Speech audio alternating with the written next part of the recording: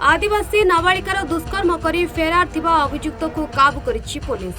सूचना अनुसार गत 16 तारिख में सप्तम श्रेणी रे पढ़ुथिबा आदिवासी नाबालिका झील को अपहरण करा जायथिला। कांजीपाणी थाना बेणीडीह गाँव नाबालिका झीलटी तांको साही लोकंक सहित हाट को आसला बेले ताकू एकुटिया पाई टेकी नहीं दुष्कर्म करितला शैतान शेख कुबार नामक जन युवक।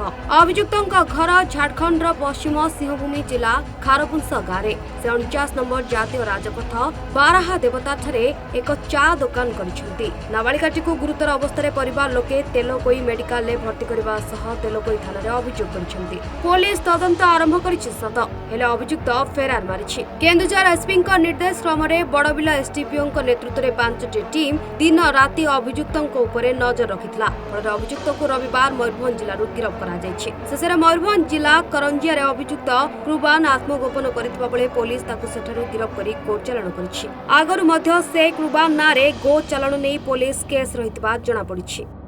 16 तारिख दिन तेलकोई थाना रेप केस होता 222/24 जड़े कांजीपाणी एरिया गोटे माइनर झील से बारादेवता मार्केट को जाइला। से फेरुवा समय जड़े युवक कुर्बान नामक युवक ताकू किडनैप कर नहीं एवं से गोटे झुंपड़ी से एरिया रास्ता कड़े बलात्कार करता। बलात्कार करापर से एरिया एब्सकंड होता धरने स्पेशली आम एसपी सार लीडरशिप क्रमे 5टी टीम फॉर्मेशन कराइला।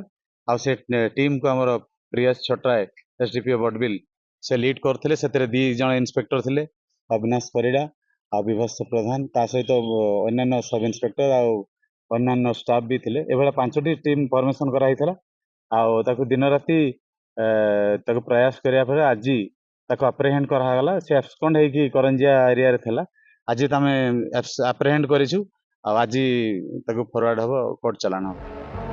केन्दुझर संग्राम मिश्र रिपोर्ट।